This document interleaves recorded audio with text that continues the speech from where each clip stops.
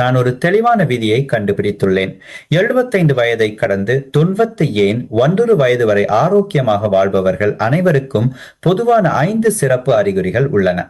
இதில் ஆச்சரியப்பட வேண்டிய விஷயம் என்னவென்றால், இந்த அறிகுறிகள் உங்கள் பிறப்புச் சான்றிதழில் உள்ள வயதை பொறுத்ததல்ல, மாறாக இன்று முதல் உங்கள் உடலை நீங்கள் எவ்வாறு கவனித்துக் கொள்கிறீர்கள் என்பதை பொறுத்தே அமைகிறது. இந்த 5 அறிகுறிகளில் 3 உங்களிடம் இருந்தால் நீங்கள் 90 வயது வரை வாழ்வதற்கான வாய்ப்பு 74% ஆகும். 5 அறிகுறிகளும் இருந்தால் 60 வயது வரை வாழ்வதற்கான வாய்ப்பு 8 to 20% ஆக உயரும். மாறாக இந்த அறிகுறிகள் இல்லாவிட்டால் உங்கள் உடல் மிக வேகமாக வயதாக கூடும். உங்கள் உண்மையான வயதை விட நீங்கள் 20 ஆண்டுகள் மூப்படையலாம். அப்படியானால் அந்த 5 அற்புதமான அறிகுறிகள் என்னவற்றை உங்கள் வீட்டிலேயே எவ்வாறு சரிபார்க்கலாம்? மிக முக்கியமாக, தற்போது இந்த அறிகுறிகள் உங்களிடம் இல்லை என்றால் 3 முதல் 6 மாதங்களுக்குள் அவற்றை எவ்வாறு மேம்படுத்துவது? இன்று இந்த பத்தி காணொளியில் நான் அதனை விரிவாக கூறுகிறேன்.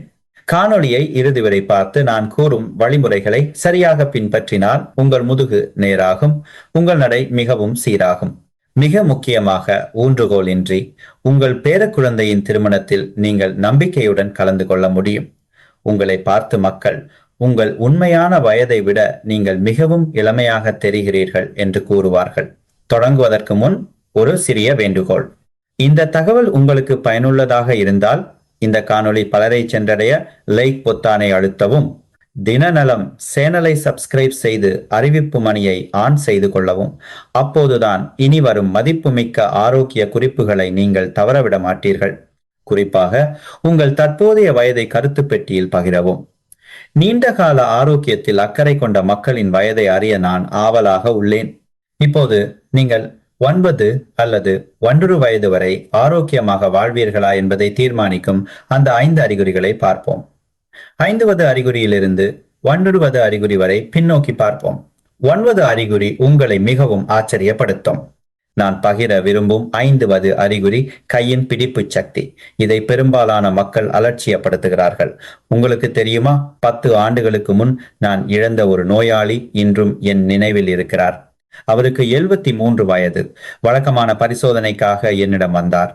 அப்போது அவரது இரத்த அழுத்தம் இயல்பாக இருந்தது. இரத்த சர்க்கரை அளவும் சீராக இருந்தது. நான் நிம்மதி அடைந்து அவரை வீட்டிற்கு அனுப்பினேன். ஆனால் வெறும் 6 மாதங்களுக்கு பிறகு அவர் படிக்கட்டில் வழுக்கி விழுந்து இடுப்பெலும்பு முறிந்து அந்த இடத்திலேயே இறந்து விட்டார் என்ற செய்தியை கேட்டேன். நான் தவறவிட்ட எச்சரிக்கை அறிகுறி ஏதேனும் இருந்திருக்குமா என்று என்னை நானே கேட்டுக்கொண்டேன். அதற்கான விடையை நான் பின்னர் கண்டுபிடித்தேன். அதுதான் கையின் பிடிப்பு சக்தி. பல தசாப்தங்களாக பாரம்பரிய மருத்துவம் இரத்த அழுத்தம் மற்றும் சர்க்கரை அளவிலேயே கவனம் செலுத்தி வருகிறது. உங்களால் ஒரு பாட்டிலின் மூடியை திறக்க முடிகிறதா என்பதை யாரும் பொருட்படுத்தவில்லை. இது எளிமையானதாக தோன்றலாம், ஆனால் இது ஒரு கொடிய தவறாகும். உலகின் தலை சிறந்த மருத்துவ இதழான தி லான்செட் 17 நாடுகளைச் சேர்ந்த 140 பேரிடம் ஒரு மாபெரும் ஆய்வை மேற்கொண்டது. அதன் முடிவுகள் ஒட்டுமொத்த மருத்துவ உலகத்தையும் அதிர்ச்சியில் ஆழ்த்தின. உங்கள் கையின் பிடிப்பு சக்தி 5 கிலோ குறையும் போதெல்லாம் உங்களின் இறப்பு அபாயம் 16% அதிகரிக்கிறது. இதன் அர்த்தம் என்ன? முதியவர்களில் 10 பேரில் 2 கையின் பிடிப்பு சக்தி பலவீனமாக இருப்பதால் முன்கூட்டியே இறக்கின்றனர். மேலும் பயமுறுத்தும் விஷயம் என்னவென்றால், இரத்த அழுத்த அளவீட்டை விட கையின் பிடிப்பு சக்தி உங்களின் ஆயுட்காலத்தை மிகவும் துல்லியமாக கணிக்கிறது. இப்போது இந்த காணொளியை பார்ப்பதை சிறிது நேரம் நிறுத்திவிட்டு எழுந்து சென்று குளிர்சாதன பெட்டியில் உள்ள ஏதேனும் ஒரு பாட்டிலின் மூடியை திறந்து பாருங்கள். ஒரே முயற்சியில் திறக்க முடிகிறதா, அல்லது பல முறை திருக வேண்டியுள்ளதா, அல்லது வேறொருவரின் உதவியை கேட்க வேண்டியுள்ளதா? எளிதாக திறக்க முடியவில்லை என்பதே உங்கள் பதிலாக இருந்தால், உங்கள் மூளை, இதயம் மற்றும் நுரையீரல் உங்களுக்கு எச்சரிக்கை சமிக்கைகளை அனுப்புகின்றன என்று அர்த்தம். நீங்கள் தெளிவாக புரிந்து கொள்ள ஒரு உதாரணத்தை கூறுகிறேன். 80 வயதான ஒருவரின் கையின் பிடிப்பு சக்தியை அளவிட்ட போது அது வெறும் 18 கிலோவாக இருந்தது. இந்த வயதுடைய ஆண்களுக்கான இயல்பான அளவு 25 கிலோவாகும். அவர் படிக்கட்டுகளில் ஏறும் போதெல்லாம் மூச்சு வாங்குவார். சந்தையிலிருந்து பொருட்களை தூக்கி வரும்போது கைகள் நடுங்குவதால் வழியில் ஓய்வெடுக்க வேண்டியிருந்தது. அவரது வாழ்க்கை சுருங்கி வந்தது. ஆனால் ஒரு அற்புதம் நடந்தது. நான் பரிந்துரைத்த எளிய பயிற்சிகளை 3 மாதங்கள் செய்த பிறகு அவரது கையின் பிடிப்பு சக்தி 44 கிலோவாக அதிகரித்தது. 6 கிலோ கூடிவிட்டது. அதன் பிறகு என்ன நடந்தது என்று ஊகித்து பாருங்கள். அவரது இரத்த அழுத்தம் குறைந்தது. உயர் இரத்த அழுத்தத்திற்கான மாத்திரைகள் 3 1 குறைந்தது. படிக்கட்டுகளில் ஏறும்போது அவருக்கு மூச்சு திணறல் ஏற்படவில்லை. கையின் பிடிப்பு சக்தியை மேம்படுத்தியதன் மூலம் அவரது வாழ்க்கை முழுமையாக மாறியது. இப்படிப்பட்ட அற்புதம் எப்படி நடக்கிறது? கையின் பிடிப்பு சக்தி என்பது வெறும் கையின் வலிமை மட்டுமல்ல என்பதை நீங்கள் புரிந்து கொள்ள வேண்டும். இது உங்கள் முழு உடலின் ஆரோக்கியத்தையும் பிரதிபலிக்கும் ஒரு கண்ணாடியாகும். கையின் பிடிப்பு சக்தி வலுவாக இருந்தால் உங்கள் இதயம் ஆரோக்கியமாக உள்ளது என்பதற்கான சான்றாகும். நுரையீரல் நன்றாக செயல்படுகிறது. முழு உடலின் தசைகளும் சுறுசுறுப்பாக உள்ளன. மாறாக கையின் பிடிப்பு சக்தி பலவீனமாக இருந்தால் இதயம் பலவீனம் அடைகிறது என்பதற்கான எச்சரிக்கையாகும். நுரையீரல் செயல்பாடு குறைகிறது, தசைகள் சுருங்குகின்றன. எனவே இன்று முதல் நீங்கள் என்ன செய்ய வேண்டும்? வீட்டிலேயே அனைவரும் செய்யக்கூடிய 3 எளிய பயிற்சிகளை நான் கூறுகிறேன். முதலாவது, தினமும் காலையில் எழுந்து குளிர்சாதன பெட்டிக்கு சென்று பாட்டிலின் மூடியை திறக்க முயற்சி செய்யுங்கள். ஆரம்பத்தில் திறக்க முடியாமல் போகலாம், பரவாயில்லை, தொடர்ந்து முயற்சி செய்யுங்கள். இரண்டாவது, சந்தைக்கு செல்லும் போது பையை 2 கைகளாலும் பிடித்துக்கொண்டு 1 நிமிடம் நிற்கவும். மிகவும் கனமாக இருந்தால் 30 வினாடிகளில் தொடங்கலாம். மூன்றாவது, துணி துவைக்கும் போது துண்டை லேசாக பிடியாமல் கைகளால் முழு பலத்துடன் பிடியவும். இந்த 3 பயிற்சிகளையும் தினமும் தொடர்ந்து செய்து வந்தால் 3 மாதங்களுக்கு பிறகு உங்கள் கையின் பலம் குறிப்பிடத்தக்க அளவில் அதிகரிப்பதை நான் உறுதியளிக்கிறேன். உங்கள் இதயம் மற்றும் நுரையீரல் ஆரோக்கியம் அடையும். உடல் முழுவதும் இளமையாகும். ஆனால் நீங்கள் மிக விரைவாக மகிழ்ச்சி அடைய வேண்டாம். 50வது அறிகுறியை கடந்து விட்டோம் என்பதற்காக நீங்கள் 9 வயது வரை வாழ்வீர்கள் என்பது உறுதியல்ல. நான் அடுத்து கூறப்போகும் 4வது அறிகுறி மிகவும் பயங்கரமானது. இது நேரடியாக உங்கள் மூளையுடன் தொடர்புடையது. இந்த அறிகுறி இல்லாவிட்டால் முதியவர்களின் மரணத்துக்கு முதன்மை காரணமான கீழே விழுதல் அபாயம் உங்களை தினமும் அச்சுறுத்தும். நான் பகிர விரும்பும் 4வது அறிகுறி சமநிலையை பேணும் திறன். வயதாகும் போது சமநிலை குறைவது இயல்புதானே என்று பலரும் நினைக்கிறார்கள்.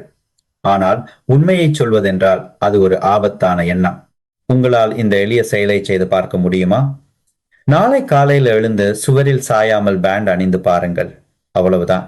ஆனால் நீங்கள் தடுமாறி விழுந்து விடுவோம் என்ற பயத்தில் ஏதேனும் ஒன்றை பிடித்துக் கொள்ள வேண்டியிருந்தாலோ அல்லது சில வினாடிகள் கூட ஒரு காலில் நிற்க முடியாவிட்டாலோ நீங்கள் அறியாத ஒரு பெரிய ஆபத்து பற்றி உங்கள் மூளை எச்சரிக்கிறது என்று அர்த்தம். கீழே விழுவது சகஜம்தானே, இதில் என்ன பெரிய விஷயம் என்று நீங்கள் நினைப்பது எனக்கு புரிகிறது. ஆனால் ஒரு கசப்பான உண்மையை உங்களுக்கு சொல்கிறேன். முதியவர்களின் மரணத்துக்கு முதன்மை காரணம் கீழே விழுவதுதான். புற்றுநோயோ இருதய நோயோ அல்ல, கீழே விழுவதுதான். ஒவ்வொரு ஆண்டும் கீழே விழும் ஆயிரக்கணக்கான முதியவர்கள் மீண்டும் எழுவதே இல்லை. இடுப்பெலும்பு முறிவு, தலையில் காயம், முதுகுத்தண்டு பாதிப்பு என ஒரே ஒரு முறை கீழே விழுவது அனைத்தையும் முடிவுக்கு கொண்டு வந்துவிடும். ஒரு முறை கீழே விழுந்தால் முன்பு போல் எழுந்து நடப்பதற்கான வாய்ப்பு கிட்டத்தட்ட 0 தான். சமநிலையை பேணும் திறன் குறைவாக இருப்பது கீழே விழும் அபாயத்தை மட்டும் குறிப்பதில்லை. இது உங்கள் சிறுமூளை மற்றும் காதுக்குள் உள்ள சமநிலை உறுப்புகள் மெதுவாக பாதிக்கப்படுகின்றன என்பதற்கான அறிகுறியாகும். உடலின் சமநிலையை கட்டுப்படுத்தும் மூளையின் பகுதி சிறுமூளை. இது பலவீனம் அடையும் போது சமநிலையை பேணுவது கடினமாவதோடு நடப்பதிலும் ஏன் அசையாமல் நிற்பதிலும் கூட சிக்கல் ஏற்படும். அமெரிக்காவின் ஜான்ஸ் ஹாப்கின்ஸ் பல்கலைக்கழகம் 5 நூகோர் பேரை 10 ஆண்டுகள் தொடர்ந்து கண்காணித்து ஒரு ஆய்வை மேற்கொண்டது. அதில் ஒரு பயங்கரமான உண்மை தெரிய வந்தது. ஒரு காலில் 10 வினாடிகள் கூட நிற்க முடியாதவர்களுக்கு 10 ஆண்டுகளுக்குள் இறப்பதற்கான ஆபத்து 84% அதிகம். நீங்கள் சரியாகத்தான் கேட்டீர்கள், 84%.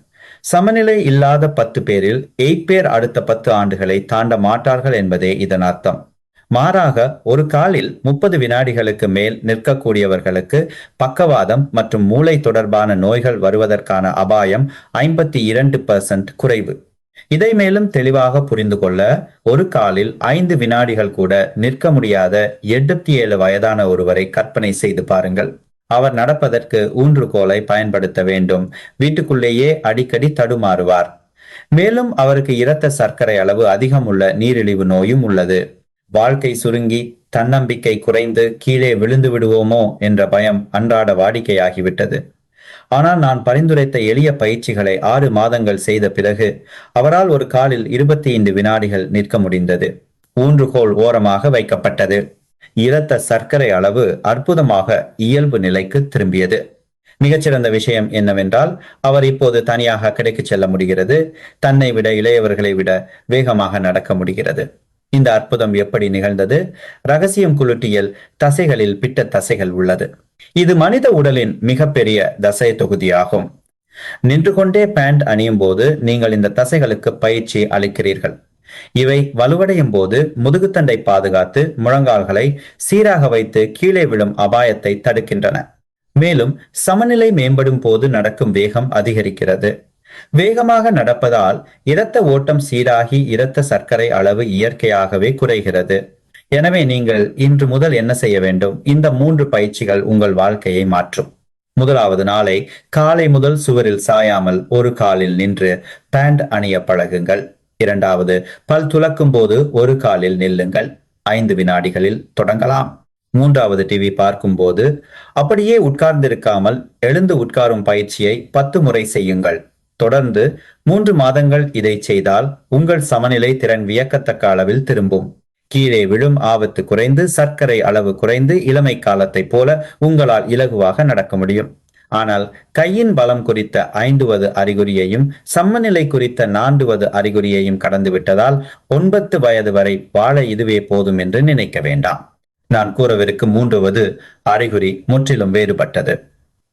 இது நீண்ட காலம் வாழ்பவர்களுக்கும் சீக்கிரம் இறப்பவர்களுக்கும் இடையிலான எல்லைக்கோடாகும். நான் கூறவிருக்கும் 3வது அறிகுறி நடக்கும் வேகம். இதை உங்களின் ஆயுட்கால கவுண்டவுன் கடிகாரம் என்று கூறலாம். இன்று நீங்கள் வெளியே செல்லும் போது எளிய ஆனால் உயிரை காக்கக்கூடிய ஒரு சோதனையை செய்து பாருங்கள். சாலையை கடக்கும் கோட்டிற்கு முன் நின்று பச்சை விளக்கு ஒளிரத் தொடங்கும் போது ஓடாமல் உங்களால் சாலையை கடக்க முடிகிறதா? அல்லது பதற்றத்துடன் அவசரமாக நடந்தும் சிவப்பு விளக்கு எரிவதற்குள் கடக்க முடியாமல் போகிறதா? மற்றொரு கேள்வி, நண்பர்களுடன் நடக்கும்போது நீங்கள் எப்போதும் பின்தங்கி விடுகிறீர்களா? உங்கள் பதில் ஆம் என்றால் நான் உண்மையை சொல்கிறேன். உங்கள் இதயம் சிவப்பு எச்சரிக்கை விளக்கை காட்டுகிறது. அவசர சிகிச்சை பிரிவில் நான் கண்டதை உங்களுக்கு கூறுகிறேன். மாரடைப்பால் ஒரு நோயாளி கொண்டு வரப்படும் போதெல்லாம் நான் அவர்களிடம் ஒரு கேள்வியை கேட்பேன். சமீப காலமாக நீங்கள் நடக்கும் வேகம் முன்பை விட குறைந்து விட்டதாக உணர்கிறீர்களா? கிட்டத்தட்ட அனைவரும் ஒரே மாதிரியாக பதிலளிப்பார்கள், ஆம். சுமார் 6 மாதங்களுக்கு முன்பு நண்பர்களுடன் நடக்கும்போது பின்தங்க ஆரம்பித்தேன். கால்களில் பலம் குறைந்து விட்டதாக நினைத்தேன். ஆனால் கசப்பான உண்மை என்னவென்றால், மெதுவாக நடப்பது கால் பலவீனத்தின் அறிகுறி மட்டுமல்ல. இது உங்கள் இதயம் மற்றும் நுரையீரல் கடுமையாக பலவீனமடைந்து வருவதற்கான எச்சரிக்கையாகும். அமெரிக்காவின் பிட்ஸ்பர்க் பல்கலைக்கழகம் 35 நூற்றாண்டுக்கும் மேற்பட்டோரை 15 ஆண்டுகளாக கண்காணித்து ஒரு பெரிய ஆய்வை மேற்கொண்டது. அதிர்ச்சிகரமான அந்த முடிவுகளின்படி வேகமாக நடப்பவர்கள் மெதுவாக நடப்பவர்களை விட 15 ஆண்டுகள் அதிகமாக வாழ்கிறார்கள். கேட்டீங்களா? 15 ஆண்டுகள். உங்கள் பேர குழந்தைகள் வளர்வதையும் திருமணம் செய்வதையும் பார்த்து கொள்ளு பேர குழந்தைகளையும் கைகளில் ஏந்த இது போதுமான காலமாகும். ஆனால் மிகவும் பயமுறுத்தும் இதுதான், உங்கள் நடக்கும் வேகம் வினாடிக்கு சூரம் 8 மீட்டருக்கும் குறைவாக இருந்தால் அடுத்த 5 ஆண்டுகளில் நீங்கள் இறப்பதற்கான அபாயம் 3 மடங்கு அதிகரிக்கும். வினாடிக்கு சூரொண்ட 8 மீட்டர் என்பதை உங்களால் கணிக்க முடியாவிட்டால் ஒரு எளிய அளவீட்டை கூறுகிறேன். 10 மீட்டரை 12 வினாடிகளுக்குள் நடப்பது. 10 மீட்டரை 12 வினாடிகளுக்குள் கிடக்க முடியாவிட்டால் உங்கள் இதயம் மற்றும் நுரையீரல் பலவீனமாக உள்ளன என்பதற்கு அதுவே சாட்சி. குறிப்பாக கவனிக்க வேண்டியது என்னவென்றால், மனித உடலின் 6வது முக்கிய செஞ்ச அறிகுறியாக நடக்கும் வேகத்தை அமெரிக்க மருத்துவ சங்கம் அதிகாரப்பூர்வமாக அங்கீகரித்துள்ளது. உடல் வெப்பநிலை, நாடி துடிப்பு, இரத்த அழுத்தம், சுவாச வீதம், வலியை உணரும் திறன் ஆகியவற்றிற்கு அடுத்தபடியாக இது உள்ளது. இதன் அர்த்தம் என்னவென்றால், நீங்கள் அடிக்கடி சரிபார்க்கும் இரத்த அழுத்தம் அல்லது சர்க்கரை அளவை போலவே இதுவும் முக்கியமானது. ஆனால் தங்களின் நடக்கும் வேகத்தை கவனிப்பவர்கள் எத்தனை பேர்? நீங்கள் எளிதாக புரிந்து கொள்ள ஒரு உதாரணத்தை கூறுகிறேன். 77 வயதான ஒருவர் 10 மீட்டரை நடக்க 18 வினாடிகள் எடுத்துக்கொண்டார். அதாவது வினாடிக்கு குசன் போன் 15 மீட்டர். இது பாதுகாப்பான அளவை விட குறைவு. கொஞ்சம் நடந்தாலும் அவருக்கு மூச்சு வாங்கும். சந்தைக்கு செல்வதே சவாலாக இருந்தது. தீவிர பரிசோதனையில் அவரது நுரையீரல் கொள்ளளவு இயல்பான நிலையில் 60% ஆக குறைந்திருப்பதும் இதயம் பலவீனம் அடைந்திருப்பதும் தெரிந்தது. ஆனால் 4 மாதங்கள் எளிய பயிற்சிகளை செய்த பின் ஒரு அற்புதம் நிகழ்ந்தது. அவர் 10 மீட்டரை 10 வினாடிகளில் கடக்க ஆரம்பித்தார். வினாடிக்கு 1 மீட்டர். இது பாதுகாப்பான அளவை விட அதிகம். இது மட்டுமின்றி மாத்திரைகளின் அளவை அதிகரிக்காமலேயே இரத்த சர்க்கரை அளவு சீரானது. இரத்த அழுத்தம் குறைந்தது. நுரையீரல் கொள்ளளவு 8% ஆக அதிகரித்தது. மிகச் சிறப்பானது என்னவென்றால் அவர் இப்போது தனியாக கிடைக்கச் செல்கிறார். தன்னை விட இளையவர்களை விட வேகமாக நடக்கிறார். நடக்கும் வேகத்தை மேம்படுத்துவதால் மட்டும். இப்படிப்பட்ட அற்புதங்கள் எப்படி நிகழ்கின்றன? இதற்கான விடை நமது உடல் இயங்கும் விதத்தில் உள்ளது. நீங்கள் வேகமாக நடக்கும்போது உடல் முழுவதும் உள்ள தசை மண்டலம் வேலை செய்கிறது. இரத்தத்தை பம்ப் செய்ய இதயம் வேகமாக துடிக்க வேண்டும். ஆக்சிஜனை வழங்க நுரையீரல் அதிகமாக உழைக்க வேண்டும். இரத்த ஓட்டம் சிறப்பாக மேம்படும். இவை அனைத்தும் இணைந்து ஆரோக்கியமான இளமையான உடலை உருவாக்குகின்றன. மாறாக மெதுவாக நடக்கும்போது இதயமும் நுரையீரலும் தூண்டப்படாமல் படிப்படியாக பலவீனமடைகின்றன. இரத்த ஓட்டம் குறைகிறது. தசைகள் சுருங்குகின்றன. இது ஒரு பயங்கரமான கொடிய சுழற்சி. மெதுவாக நடக்கும் போது பலவீனம் அதிகரிக்கும் போது நடக்கும் வேகம் இன்னும் குறையும். ஒரு நாள் நடக்கவே முடியாமல் போகும். எனவே நீங்கள் இன்று முதல் என்ன செய்ய வேண்டும்? இந்த 3 எளிய வழிகள் உங்கள் வாழ்க்கையை மாற்றும். முதலாவது தினமும் காலை வீட்டின் அருகிலுள்ள பூங்காவில் 10 நிமிடங்கள் நடங்கள். 10 நிமிடங்கள் என்பது அதிகமல்ல. இரண்டாவது, ஒவ்வொரு வாரமும் உங்கள் நடையின் வேகத்தை சற்றே அதிகரிக்கவும். ஒரு குறிப்பிட்ட தூரத்தை இந்த வாரம் 15 நிமிடங்களில் கடந்தால் அடுத்த வாரம் அதை 15 நிமிடங்களாக குறைக்க முயலுங்கள். மூன்றாவது, சாலையை கடக்கும் போது பச்சை விளக்கு ஒளிரத் தொடங்கினால் நிற்காமல் வேகத்தை அதிகரித்து வேகமாக நடங்கள். இந்த 3ஐயும் தொடர்ந்து 3 மாதங்கள் செய்து வந்தால் உங்கள் நடக்கும் வேகம் குறிப்பிடத்தக்க அளவில் மேம்படும். நடக்கும் வேகம் அதிகரித்தால் இதயம் நுரையீரல் வலுவடையும், இரத்த ஓட்டம் சீராகும், உடல் முழுவதுமாக இளமையாகும். ஆனால் உங்களுக்கு ஒரு எச்சரிக்கை தர வேண்டும்.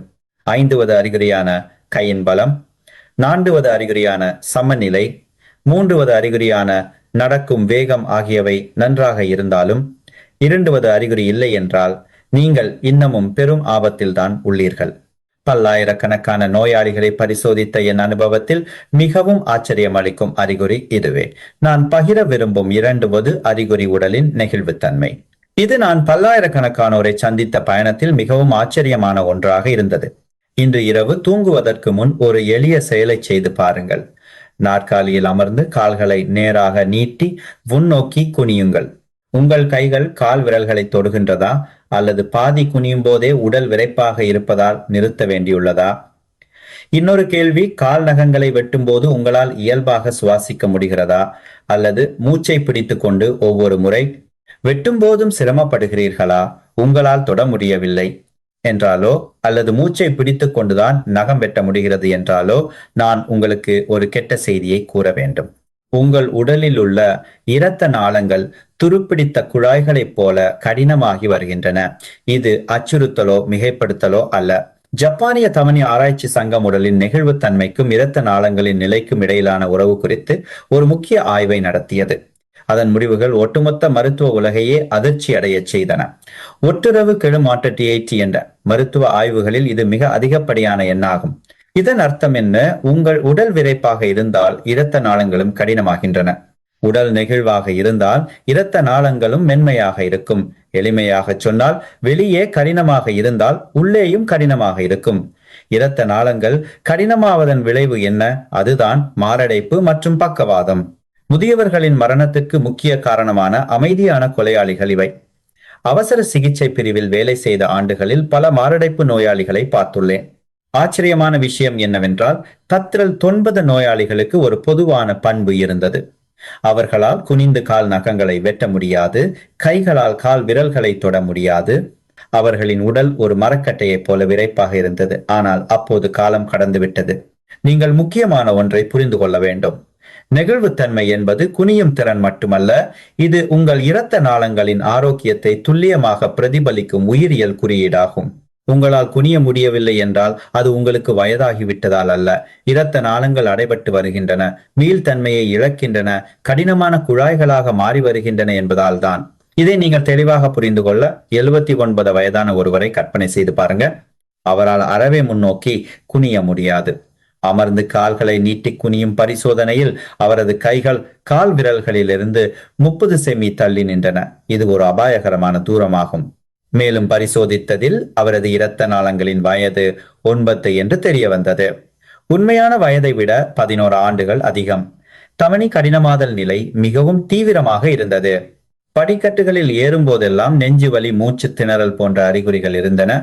யாரோ இதயத்தை அழுத்துவது போன்ற உணர்வு. ஆனால் 6 மாதங்கள் தொடர்ந்து எளிய நீச்சி பயிற்சிகளை செய்த பின் அற்புதம் நிகழ்ந்தது. அவரால் இப்போது குனிந்து கால் விரல்களை தொட முடிகிறது. மூச்சை பிடித்துக் கொள்ளாமல் அவரே சிரமமின்றி கால் நகங்களை வெட்டுகிறார். ஆச்சரியப்படும் விதமாக அவரது இரத்த நாளங்களின் வயது 85 குறைந்தது. 6 மாதங்களில் 15 வயது குறைந்தது. தமனிகளின் விரைப்புத்தன்மை கணிசமாக குறைந்து நெஞ்சுவலி நீங்கியது. படிக்கட்டுகளில் ஏறுவது எளிதானது. ஒரு எளிய நீட்சி பயிற்சி எப்படி இவ்வளவு பெரிய மாற்றத்தை ஏற்படுத்தும்? இதற்கான விடை நமது உடல் அமைப்பில் உள்ளது. நீங்கள் நீட்சி பயிற்சிகளை செய்யும் போது தசைகள் நீவடைகின்றன. தசை நார்களுக்கிடையே உள்ள பல மில்லியன் சிறிய இரத்த நாளங்களும் நீவடைகின்றன. இரத்த நாளங்கள் அடிக்கடி நீட்டப்படும் போது மீள்தன்மை அதிகரிக்கிறது. மீள்தன்மை இருந்தால் இரத்த ஓட்டம் சீராகிறது. செல்கள் அனைத்திற்கும் ஆக்சிஜனும் ஊட்டச்சத்துக்களும் சீராக செல்கின்றன. தமனிகளை அடைக்கும் கொழுப்பு படிவுகள் மெல்ல கரைகின்றன. மாறாக நீங்கள் எந்த நீட்சி பயிற்சியும் செய்யாமல் உடலை விரைப்பாக வைத்திருந்தால் இரத்த நாளங்களும் கடினமாகும். இரத்த நாளங்கள் கடினமானால் இரத்த ஓட்டம் தடைபடும். இரத்த ஓட்டம் தடைபட்டால் கொழுப்பு படிவுகள் ஏற்படும். ஒரு நாள் அந்த அடைப்பு இரத்த நாளத்தை முழுவதுமாக மூடினால் மாரடைப்பு அல்லது பக்கவாதம் ஏற்படும். எனவே அந்த விபரீதத்தை தவிர்க்க இன்று முதல் நீங்கள் என்ன செய்ய வேண்டும்? இந்த 3 எளிய முறைகள் உங்கள் உயிரை காப்பாற்றும். முதலாவது, தினமும் காலையில் எழுந்து நாற்காலியில் அமர்ந்து கால்களை நேராக நீட்டி முன்னோக்கி குனியுங்கள். இந்த நிலையில் 10 வினாடிகள் இருக்கவும். ஆரம்பத்தில் சிறிதளவு மட்டுமே குனிய முடியும், ஆனால் விட்டுவிடாதீர்கள். தினமும் கொஞ்சம் கொஞ்சமாக முயற்சி செய்தால் கால் விரல்களை தொட்டுவிடலாம். இரண்டாவது, இரவில் டிவி பார்க்கும் போது நாற்காலியில் அமர்ந்திருக்காமல் தரையில் அமர்ந்து கால்களை அகற்றி இடது புறமாகவும் வலது புறமாகவும் குனியவும். ஒவ்வொரு பக்கமும் 10 வினாடிகள் இருக்கவும். இது தனியாக நேரம் ஒதுக்காமல் விலா தசைகளை நீட்ட சிறந்த வழியாகும். மூன்றாவது, கால் நகங்களை வெட்டும் போது மூச்சை கவனிக்கவும். மூச்சை பிடித்துக் கொள்ளாதீர்கள். சீராக சுவாசித்தபடி பொறுமையாக வெட்டுங்கள். மூச்சை பிடித்தால் மட்டுமே நகம் வெட்ட முடிகிறது என்றால் உங்கள் உடல் மிகவும் விரைப்பாக உள்ளது என்றும் அதிக நீட்சி பயிற்சிகள் தேவை என்றும் அர்த்தம்.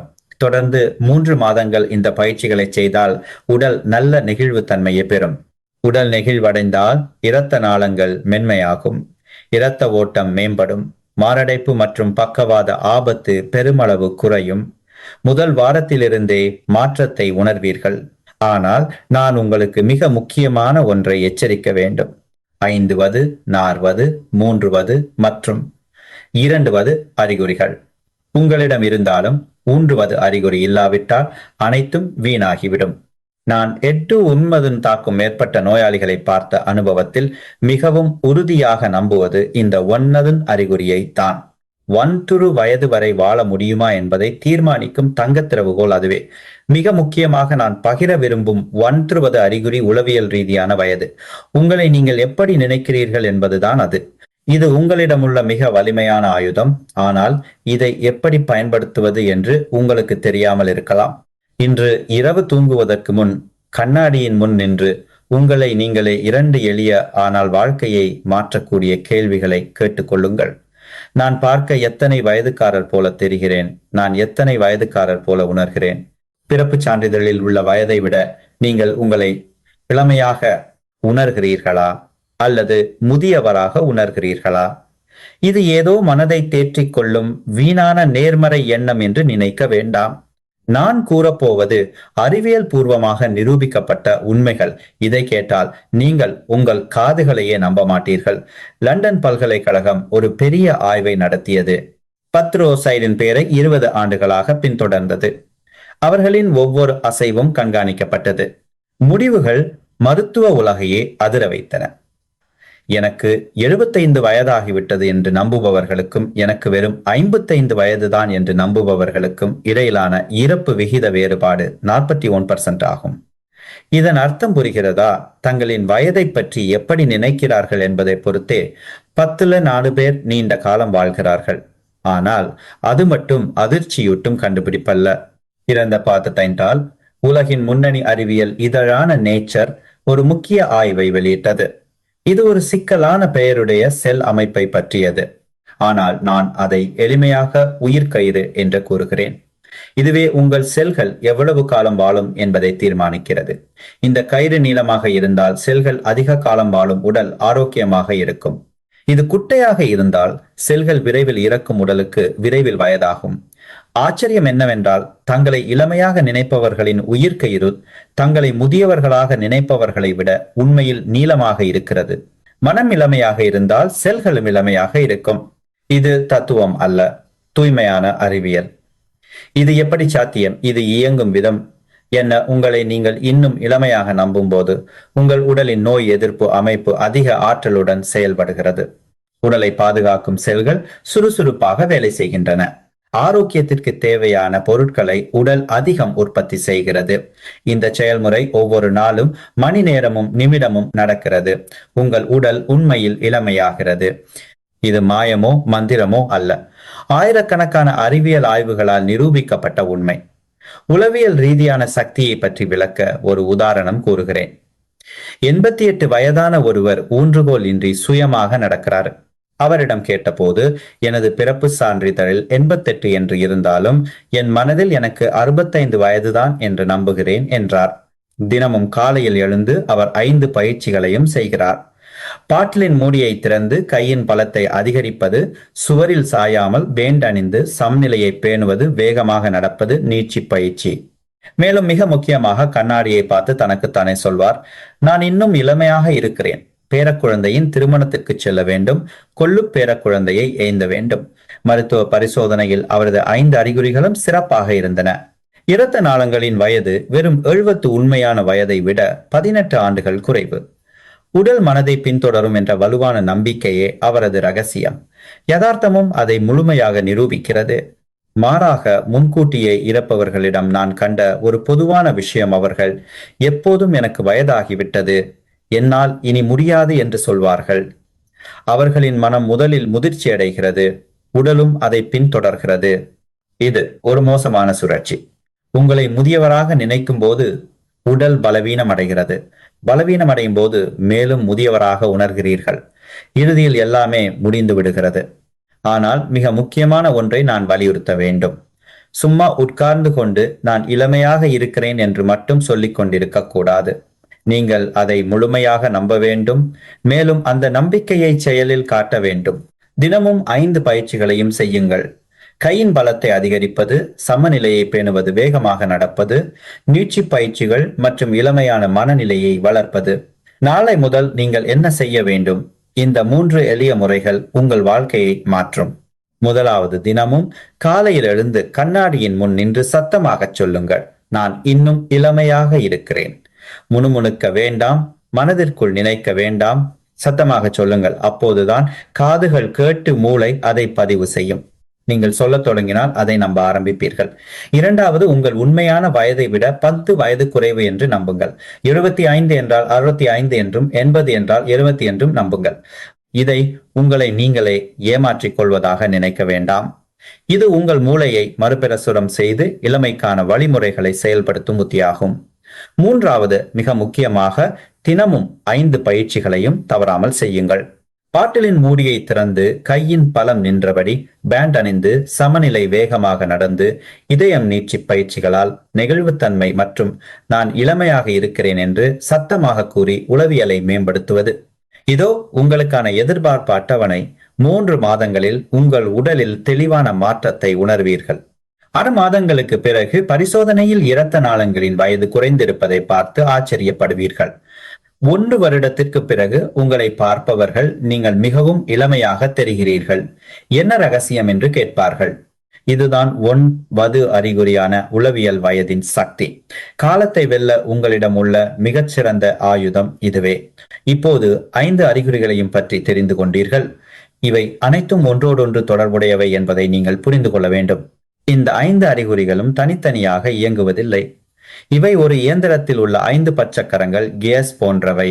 ஒன்றை திருகினால் மற்ற அனைத்தும் சுழலத் தொடங்கும். இதையே நான் அற்புதமான டாமினோ விளைவு என்று கூறுகிறேன்.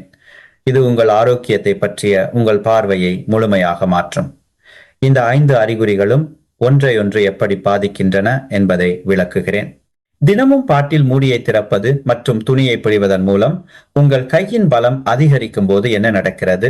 கை பலமடைவது முழு உடலின் தசைகளும் சுறுசுறுப்படைவதை குறிக்கிறது. தசைகள் வலுவடையும் போது நீங்கள் இயல்பாகவே வேகமாக நடக்க ஆரம்பிப்பீர்கள். அதாவது கூடுதல் முயற்சியின்றியே 3வது அறிகுறி தானாகவே மேம்படுகிறது. ஆனால் அது அத்துடன் நிற்பதில்லை. வேகமாக நடக்கும் போது இதயம் சீராக துடிக்கிறது, இரத்த ஓட்டம் அதிகரிக்கிறது. இது இரத்த நாளங்களை மென்மையாக்குகிறது. 4வது அறிகுறியான நெகிழ்வுத்தன்மையும் மேம்படும். அல்லது மறுபுறம் யோசிப்போம். பேண்ட் அணியும் போது நிற்பது அல்லது ஒரு காலில் நின்று சமநிலையை பயிற்றுவிக்கும் போது உங்கள் மூளை தூண்டப்படுகிறது. சமநிலையை கட்டுப்படுத்தும் மூளையின் பகுதி தீவிரமாக வேலை செய்கிறது. இதனால் மூளை முழு உடலுக்கும் சமிக்கைகளை அனுப்பி நரம்பு மண்டலத்தை சீராக்குகிறது. கையின் பலம் அதிகரிக்கிறது. நடக்கும் வேகம் கூடுகிறது. மூளை ஆரோக்கியமாக இருந்தால் தசைகள் தளர்வடைவதால் நெகிழ்வுத்தன்மையும் மேம்படுகிறது.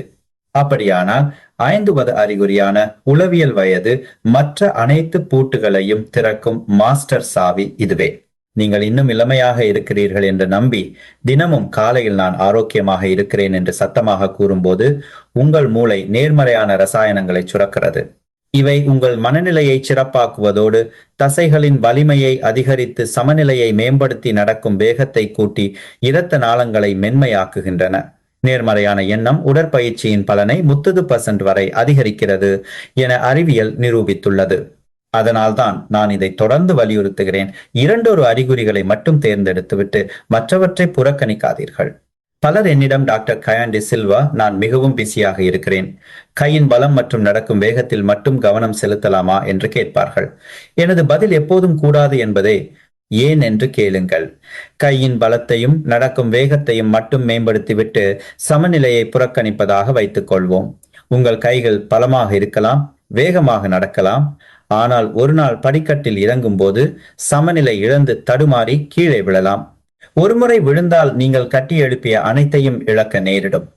அல்லது முதல் 3 அறிகுறிகளில் மட்டும் கவனம் செலுத்தி நெகிழ்வுத்தன்மையை விட்டு விடுகிறீர்கள் என்று வைத்துக் கொள்வோம். உடல் மரக்கட்டை போலாகி இரத்த நாளங்கள் கடினமாகி திடீரென ஒரு நாள் இரத்த உறைவு ஏற்பட்டு பக்கவாதம் அல்லது மாரடைப்பு வரலாம். உங்களின் முந்தைய முயற்சிகள் அனைத்தும் வீணாகிவிடும்.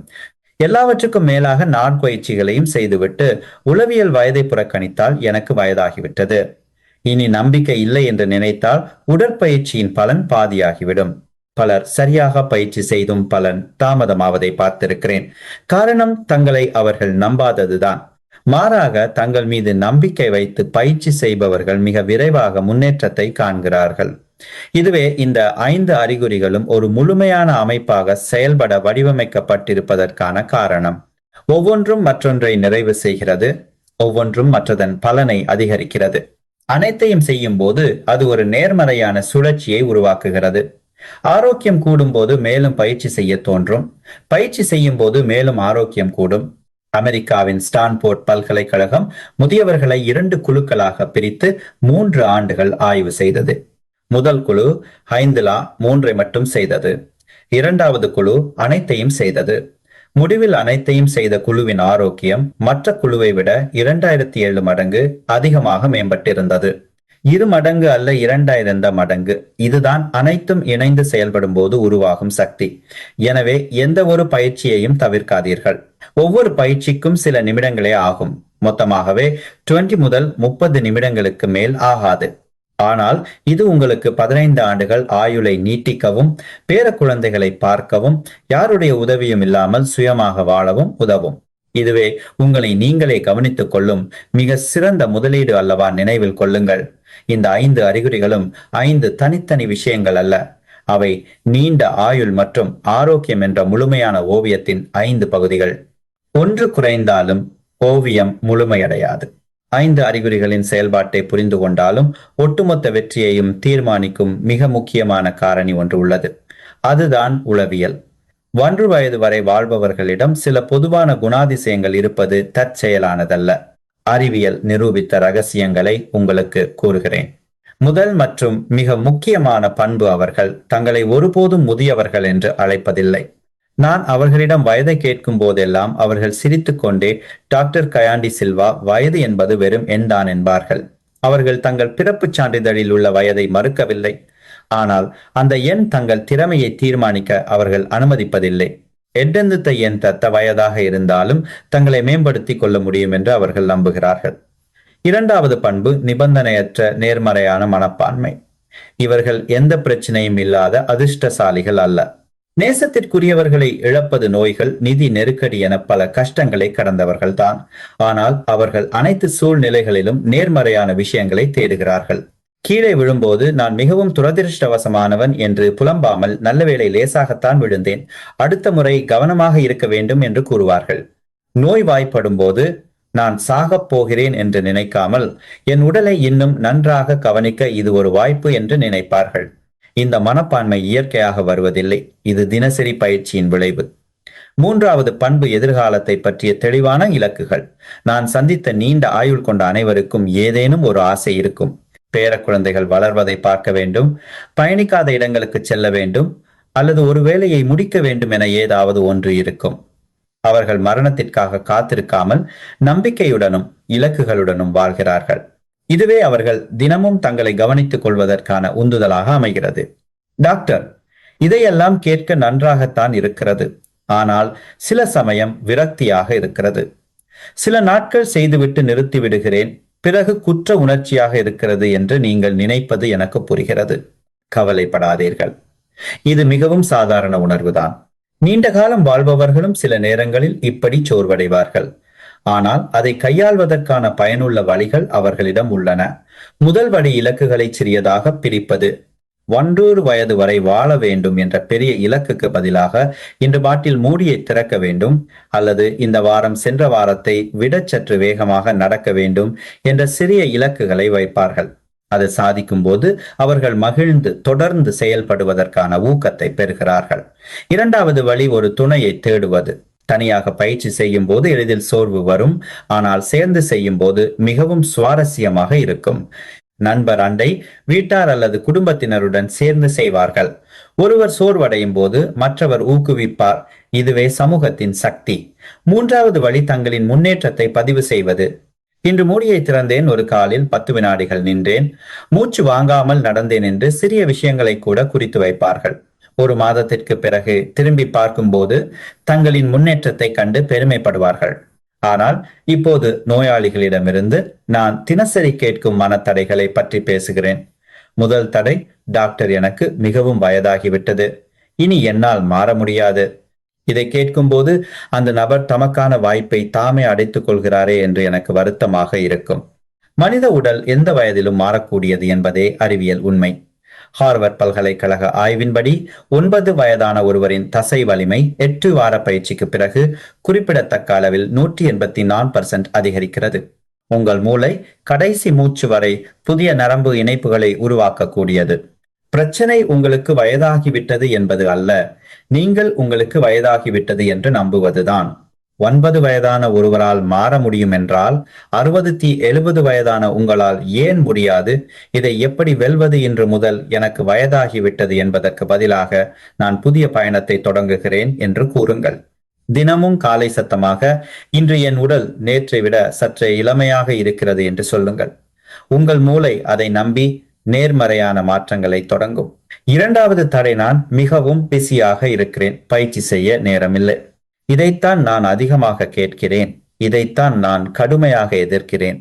பிஸி என்று சொல்கிறீர்கள், ஆனால் உங்களுக்கு நீங்களே உண்மையாக இருங்கள். தினமும் 30 நிமிடம் டிவி பார்க்க, 20 நிமிடம் போனை பார்க்க நேரம் இருக்கிறதா? உங்களுக்கு நேரம் இல்லை என்பது பிரச்சனை அல்ல, ஆரோக்கியத்திற்கு நீங்கள் முன்னுரிமை அளிக்கவில்லை என்பதே உண்மை. நான் கேட்கிறேன், இப்போது ஆரோக்கியத்திற்கு நேரம் ஒதுக்கவில்லை என்றால் பின்னாளில் மருத்துவமனையில் படுத்துக்கொண்டு இதைவிட 10 மடங்கு நேரத்தை செலவிட நேரிடும். இதை எப்படி வெல்வது? நான் கூறிய 5 பயிற்சிகளுக்கும் தனியாக நேரம் ஒதுக்க தேவையில்லை. சமைக்கும் போது பாட்டில் மூடியை திறக்கலாம், பல் துலக்கும் போது ஒரு காலில் நிற்கலாம், சந்தைக்கு செல்லும் போது வேகமாக நடக்கலாம், டிவி பார்க்கும் போது நீச்சி பயிற்சி செய்யலாம். எல்லாவற்றையும் அன்றாட செயல்களிலேயே செய்துவிடலாம். முக்கியமானது நேரம் அல்ல, விழிப்புணர்வே. மூன்றாவது, தடை பல முறைகளை முயற்சி செய்தேன், ஆனால் எதுவும் வேலை செய்யவில்லை. உடற்பயிற்சி எனக்கு சரிப்பட்டு வராது. இது மிகவும் ஆபத்தான தடை. ஏனெனில் இது கடந்த கால தோல்விகளை அடிப்படையாக கொண்டது. ஆனால் நீங்கள் முன்பு தோல்வி அடைந்ததற்கு காரணம் உங்களால் முடியாதது அல்ல, சரியான முறையை நீங்கள் தேர்ந்தெடுக்காததுதான். முன்பு நீங்கள் முயற்சித்த முறைகள் மிகவும் கடினமானதாக இருந்திருக்கலாம். நான் கூறிய 5 பயிற்சிகளும் யார் வேண்டுமானாலும் செய்யக்கூடிய அளவுக்கு எளிமையானவை. இதை எப்படி வெல்வது? உங்களுக்கு நீங்களே ஒரு புதிய வாய்ப்பை கொடுங்கள். மிகவும் எளிமையான ஒரு பயிற்சியிலிருந்து தொடங்குங்கள். ஒரு வாரம் செய்யுங்கள். சிறிய மாற்றம் தெரிந்ததும் அடுத்த பயிற்சியை சேர்க்கவும். மெதுவாக பழக்கத்தை உருவாக்குங்கள். அவசரப்பட வேண்டாம். அதிக எதிர்பார்ப்புகளை வைக்க வேண்டாம். ஒவ்வொரு சிறிய அடியும் ஒரு வெற்றிதான். மனநிலைதான் அனைத்து மாற்றங்களுக்கும் அடிப்படை என்பதை நினைவில் கொள்ளுங்கள். மனநிலை சரியாக இல்லாவிட்டால் எந்த நல்ல முறையும் தோல்வியடையும். மனநிலை சரியாக இருந்தால் மிகப்பெரிய தடைகளும் உங்களை வலுவாக்கும் வாய்ப்பாக மாறும். உங்கள் மன உறுதி எவ்வளவு வலுவாக இருந்தாலும் மனிதர்கள் தனித்து போராட பிறந்தவர்கள் அல்ல என்பது மறுக்க முடியாத உண்மை. ஒரு ஆய்வின்படி தனியாக பயிற்சி செய்பவர்களில் 85% பேர் 3 மாதங்களில் அதை கைவிடுகின்றனர். ஆனால் குடும்பத்தினர் அல்லது சமூக குழுவாக இணைந்து செயல்படும் போது இது 23% குறைகிறது. சமூகத்தின் சக்தி நீண்டகால ஆரோக்கியத்தை பேணுவது உறுதி செய்கிறது. குடும்பத்திலிருந்து தொடங்குங்கள். அதுவே நெருக்கமான இடம். பிள்ளைகள் பிஸியாக இருப்பதால் வரமாட்டார்கள் என்று பலர் நினைக்கிறார்கள். ஆனால் எப்படி அவர்களை அழைக்கிறோம் என்பதில்தான் பிரச்சனை உள்ளது. அப்பா அம்மாவுக்கு வயதாகிவிட்டது, நீங்கள் வந்து எனக்கு பயிற்சி செய்ய உதவுங்கள் என்று கூறாதீர்கள். அது அவர்களுக்கு சுமையை ஏற்படுத்தும். மாறாக, அப்பா அம்மா குடும்பம் முழுவதும் ஆரோக்கியமாக இருக்க ஒரு நல்ல வழியை கற்றுக்கொண்டோம். நீங்களும் எங்களுடன் சேர்ந்து செய்ய விரும்புகிறீர்களா என்று கேளுங்கள். கோரிக்கையாக இல்லாமல் பகிர்வாக இருந்தால் பிள்ளைகள் ஆர்வமாக இருப்பார்கள். சிறந்த விஷயம் என்னவென்றால், இந்த 5 பயிற்சிகள் முதியவர்களுக்கு மட்டுமானவை அல்ல. இளைஞர்களுக்கும் கையின் பலம், சமநிலை, வேகமாக நடப்பது, நெகிழ்வான உடல் மற்றும் நேர்மறையான மனநிலை ஆகியவை தேவை. ஆக்ஸ்போர்ட் பல்கலைக்கழக ஆய்வின்படி ஒன்றாக பயிற்சி செய்யும் குடும்பங்களில் மகிழ்ச்சி நிலை 47% அதிகமாகவும் சண்டைகள் 62% குறைவாகவும் உள்ளன. உடற்பயிற்சியை ஒரு குடும்ப விளையாட்டாக மாற்றுங்கள். 1 நிமிடம் பாட்டில் மூடிய திறக்கும் போட்டி, ஒரு காலில் நிற்கும் சவால் அல்லது பூங்காவில் வேகமாக நடக்கும் போட்டி என சுவாரஸ்யமாக்குங்கள். உடற்பயிற்சி மகிழ்ச்சியாக மாறினால் அது கடினமாக தெரியாது. சிறு குழந்தைகளையும் இதில் சேர்க்கலாம். தாத்தா பாட்டி, இந்த மூடியை திறக்க முடியுமா என்று பார்ப்போமா என்று கேட்கும் போது தலைமுறைகளுக்கு இடையிலான அழகான பிணைப்பை நீங்கள் காண முடியும். ஒன்றாக பயிற்சி செய்வதன் மற்றொரு பெரிய நன்மை உந்துதல் ஆகும். உங்களுக்கு பயிற்சி செய்ய தோன்றாத நாட்களில் உங்கள் பிள்ளைகள், அப்பா அம்மா இன்று இன்னும் பயிற்சி செய்யவில்லையா என்று கேட்பார்கள். அது உங்களை எழுந்து நிற்க செய்யும். பிள்ளைகள் சோர்வடையும் போது நீங்கள் அவர்களை ஊக்குவிப்பீர்கள். ஆனால் எல்லோரும் பிள்ளைகளுடன் இருப்பதில்லை. அப்போது சமூகம் தன் பங்கை ஆற்றுகிறது. குழுவாக பயிற்சி செய்வதில் 3 பெரிய நன்மைகள் உள்ளன. ஒருவருக்கொருவர் பொறுப்புணர்வு, ஒருவரிடமிருந்து ஒருவர் கற்றுக்கொள்வது மற்றும் மகிழ்ச்சி. நண்பர்களுடன் பயிற்சி செய்ய நேரம் ஒதுக்கினால் அதை ரத்து செய்வது கடினம். ஒன்றாக இருக்கும் போது அனைவரும் தங்கள் அனுபவங்களை பகிர்ந்து கொண்டு ஒருவரையொருவர் ஊக்குவிப்பார்கள். முக்கியமாக துணை இருந்தால் நேரம் சீக்கிரம் கடந்துவிடும் மகிழ்ச்சியும் அதிகரிக்கும். மிச்சிகன் பல்கலைக்கழக ஆய்வின்படி தனியாக பயிற்சி செய்பவர்களை விட குழுவாக பயிற்சி செய்பவர்கள் பழக்கத்தை தொடரும் வாய்ப்பு 3.8 மடங்கு அதிகம். அவர்களின் ஆயுட்காலம் 7 ஆண்டுகள் அதிகமாம். அது உடற்பயிற்சியால் மட்டுமல்ல, நேர்மறையான சமூக உறவுகளாலும் தான். பயிற்சி குழுவை எங்கு தொடங்குவது? அக்கம் பக்கத்தினர், நண்பர்கள், உறவினர்கள் என உங்களுக்கு மிகவும் நெருக்கமானவர்களிடம் கேளுங்கள். 2 அல்லது 3 பேர் ஒப்புக்கொண்டாலும் கூட நீங்கள் ஒரு குழுவை உருவாக்கிவிட்டீர்கள் என்று அர்த்தம். தினமும் காலை வீட்டின் அருகில் உள்ள பூங்காவில் சந்தித்து 3 தீன்கெளிய பயிற்சிகளை செய்யுங்கள். அல்லது உங்கள் பகுதியில் ஏற்கனவே உள்ள நடைப்பயிற்சி குழுவில் இணையுங்கள். அங்கே இந்த 5 ஆரோக்கிய குறிப்புகளையும் பகிர்ந்து கொள்ளுங்கள். நீங்கள் வாரம் தோறும் ஆரோக்கியமாக மாறுவதை அவர்கள் பார்க்கும்போது அவர்களுக்கும் ஆர்வம் வந்து உங்களை பின்பற்றுவார்கள். குழு எதுவும் கிடைக்கவில்லை என்றால் நீங்களே ஒன்றை உருவாக்குங்கள். இதற்கு நிபுணத்துவமோ பெரிய அமைப்போ தேவையில்லை. பழக்கமான ஒரு இடம், பூங்கா, மைதானம், சரியான நேரம், உதாரணமாக காலை 7 மணி ஆகியவற்றை தேர்ந்தெடுத்து தெரிந்தவர்களை அழையுங்கள். சரியான நேரத்திற்கு வருவது, ஒருவரையொருவர் ஊக்குவிப்பது, ஒவ்வொரு வாரமும் முன்னேற்றத்தை பகிர்வது போன்ற சில எளிய விதிகளை உருவாக்குங்கள். மாதத்திற்கு ஒரு முறை காபி அல்லது காலை உணவு சந்திப்புகளை ஏற்படுத்தி பிணைப்பை வலுவாக்கலாம். குழுவில் மிக முக்கியமானது எண்ணிக்கை அல்ல, ஒழுங்கும் நேர்மையும் தான் 30 பேர் கொண்ட பெரிய குழுவை விட தினமும் தவறாமல் செய்யும். சிறிய குழு மிகவும் வலிமையானது. பொறுமையிலும் உறுப்பினர்களுக்கு இடையிலான பிணைப்பிலும் தான் சக்தி உள்ளது. குழு நீண்ட காலம் நீடித்தால் உங்கள் ஆரோக்கியம் மட்டும் மாறாது, ஒட்டுமொத்த சமூகத்தின் மீதும் நேர்மறையான தாக்கத்தை ஏற்படுத்துவீர்கள். உங்கள் முன்முயற்சியால் குழுவில் உள்ள அனைவரும் ஆரோக்கியமாகவும் நம்பிக்கையுடனும் மகிழ்ச்சியுடனும் மாறுவார்கள். இது ஆரோக்கிய நன்மைகளை தாண்டி ஆழமான மகிழ்ச்சியை தரும். மற்றவர்களின் வாழ்வில் நாம் பங்களிக்கிறோம் என்ற உணர்வை தரும். இது போன்ற குழுக்கள் பல தசாப்தங்களாக தொடர்வதை நான் பார்த்திருக்கிறேன். அவர்கள் ஒன்றாக உடற்பயிற்சி செய்வது மட்டுமின்றி ஒருவருக்கொருவர் இரண்டாவது குடும்பமாக மாறுகிறார்கள். பண்டிகை மகிழ்ச்சியை பகிர்ந்து கொள்வது, கஷ்டங்களில் துணை நிற்பது, நோயுற்றால் உதவுவது என இருக்கிறார்கள். நல்ல ஆரோக்கியம் என்பது ஒரு பகுதிதான். அர்த்தமுள்ள வாழ்க்கை, நட்பு, உறவு ஆகியவையே மிகப்பெரிய வெகுமதிகளாகும். எனவே உங்கள் ஆரோக்கிய பயணத்தை தனிமையான பயணமாக மாற்றாதீர்கள். உங்கள் கரங்களை விரித்து குடும்பத்தினர், நண்பர்கள், அண்டை வீட்டாரை உங்களுடன் சேர அழையுங்கள். தனியாக பயணித்தால் தூரம் அதிகமாக தோன்றும், களைப்பாக இருக்கும். ஆனால் ஒன்றாக பயணித்தால் தூரம் குறைந்துவிடும். சுமை குறையும் பயணம் மிகவும் மகிழ்ச்சியாக இருக்கும். இன்றைய காணொளி உங்களுக்கு புதிய உந்துதலையோ ஆரோக்கியத்தை பற்றிய புதிய பார்வையையோ கொடுத்திருந்தால் இந்த அறிவை மேலும் பலருக்கு கொண்டு செல்ல உதவுங்கள். லைக் பொத்தானை அழுத்தவும், தினநலம் சேனலை சப்ஸ்கிரைப் செய்யவும், அறிவிப்பு மணியை ஆன் செய்யவும். இதன் மூலம் நடுத்தர வயது மற்றும் முதியவர்களான இலங்கையர்களுக்காக நான் சிறப்பாக வழங்கும் அடுத்த காணொளியை நீங்கள் தவறவிட மாட்டீர்கள்.